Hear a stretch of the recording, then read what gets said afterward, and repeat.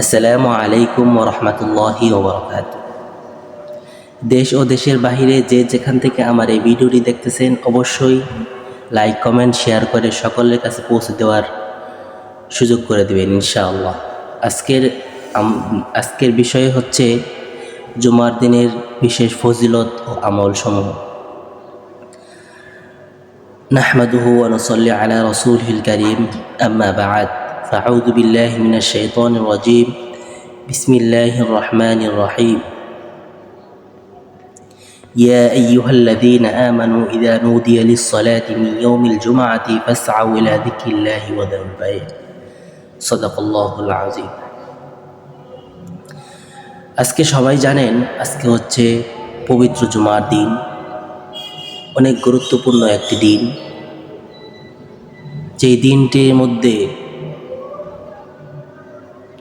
আল্লাহ তাআলা বান্দাকে ক্ষমা করেন এবং আল্লাহ তাআলা বলেছেন, হাদিস শরীফের মধ্যেও আছে যে এই শুক্রবার দিনে আল্লাহ তাআলা বান্দাকে বেশি বেশি ক্ষমা করেন এবং বান্দাকে বলে দিয়েছে যে এই শুক্রবার যে দিনে যেন বান্দা বেশি বেশি দুরূদ শরীফ পড়ে এবং আল্লাহ তাআলার কাছে বেশি বেশি ক্ষমা প্রার্থনা করে। শুক্রবার দিন হচ্ছে বিশেষ একটি গুরুত্বপূর্ণ দিন এবং বিশেষ একটি আমলের দিন। দেখেন, ইসলামের দৃষ্টিতে পবিত্র জুমা ও জুমার রাত দিন অপরিসীম গুরুত্বপূর্ণ ফজিলত। সাপ্তাহিক ঈদের দিন বলা হয়েছে। দেখেন, জুমার দিনের সওয়াব মর্যাদা আল্লাহ তাআলার কাছে অনেক বড় কিছু। ঈদুল আজহার ও ঈদুল ফিতরের মতোই হচ্ছে জুমার দিন। এই দিনে ইসলামী ইতিহাসে বড় বড় মহৎ কিছু ঘটনা ঘটেছে। জুমার গুরুত্ব আল্লাহ তাআলার কাছে এত বেশি যে কোরআনে জুমা নামে একটি সূরা নাজিল করা হয়েছে। সুবহানাল্লাহ। জুমার দিনের এত গুরুত্ব যে দেখেন, পবিত্র কোরআনে জুমার দিনের একটি কি করা হয়েছে, জুমা নামে একটি সূরা আল্লাহ তাআলা নাজিল করেছেন। সুবহানাল্লাহ। আল্লাহ তাআলা কোরআনে ইরশাদ করেন, হে মুমিনগণ, জুমার দিন যখন নামাজের আহ্বান জানানো হয় তখন তোমরা আল্লাহর স্মরণে মসজিদে এগিয়ে যাও। তখন তোমরা আল্লাহর স্মরণে মসজিদে এগিয়ে যাও এবং বেচাকেনা দুনিয়াবি যাবতীয় কাজকর্ম ছেড়ে দাও। কি বলেছেন আল্লাহ তাআলা? যে জুমার দিনে যখন নামাজের আহ্বান করা হয় তখন তোমরা সমস্ত কাজ ছেড়ে জুমার নামাজের জন্য চলে যাও এবং বেচাকেনা সব ছেড়ে দাও, দুনিয়াবি যাবতীয় সমস্ত কাজকর্ম ছেড়ে দাও। এটা তোমাদের জন্য কল্যাণকর যদি তোমরা জানতে চাও। এমন অনেক হাদিসে অপরিসীম ফজিলতে জুমার দিনে। এক হাদিসে রাসূল সাল্লাল্লাহু আলাইহি ওয়াসাল্লাম ইরশাদ করেছেন যে দিনগুলোতে সূর্য উদিত হয় ওই দিনগুলোর মধ্যে জুমার দিন হচ্ছে সর্বোত্তম।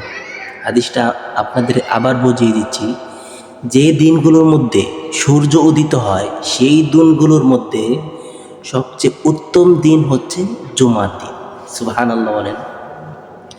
দেখেন জুমার দিনে কত ফজিলত। সুবহানাল্লাহ, আল্লাহু আকবার। দেখেন, আপনাদেরকে হাদিস থেকে একটা হাদিস শুনাইলাম এবং কোরআন থেকে একটা আয়াতের অর্থ শুনাইলাম।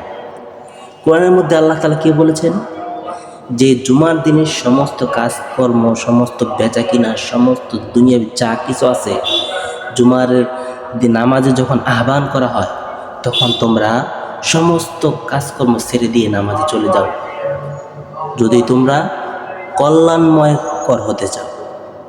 সুবহানাল্লাহ। আর হাদিসের মধ্যে আল্লাহ রাসূল সাল্লাল্লাহু আলাইহি ওয়াসাল্লাম কি বলেন, যে জুমার দিনের মধ্যে জুমার দিনে বলতে যে যেই দিনগুলোর মধ্যে আল্লাহ তাআলা সূর্য উদিত করে, যেই দিনগুলোর মধ্যে সূর্য উদিত হয় সেই দিনগুলোর মধ্যে সর্বোত্তম দিন হচ্ছে জুমার দিন। সুবহানাল্লাহ। তাই কোরআন থেকে এবং একটা হাদিস থেকে আপনাদেরকে জুমার ফজিলত আলোচনা করলাম। আল্লাহ তাআলা যেন আমাদেরকে জুমার দিনে বেশি বেশি আল্লাহ তাআলার ইবাদত বন্দেগীতে কাটানোর মতো তৌফিক আল্লাহ তাআলা আমাদেরকে দান করেন এবং আল্লাহ তাআলার কাছে আমরা বেশি বেশি ক্ষমা চাবো, প্রার্থনা করব, আল্লাহ তাআলার কাছে চাবো। আল্লাহ তাআলার কাছে চাইলে আল্লাহ তাআলা কী করেন? আল্লাহ তাআলা দেন, আল্লাহ তাআলা খুশি হন। হাদিসের মধ্যে একটা রেওয়াত আছে, যে ব্যক্তি আল্লাহর কাছে চায় না আল্লাহ তাআলা তার উপর রাগান্বিত হন, এমন একটা হাদিস আছে। তাই বেশি বেশি সবার কাছে অনুরোধ করব যে এই দিনগুলোর মধ্যে, জুমার দিনগুলোর মধ্যে আমরা বেশি বেশি আল্লাহ তাআলার কাছে প্রার্থনা করব, দুরূদ শরীফ পড়ব ইনশাআল্লাহ। আল্লাহ তাআলা সবাইকে এই দিনগুলোতে বেশি বেশি আমল করার তৌফিক দান করুন। আমিন। আসসালামু আলাইকুম।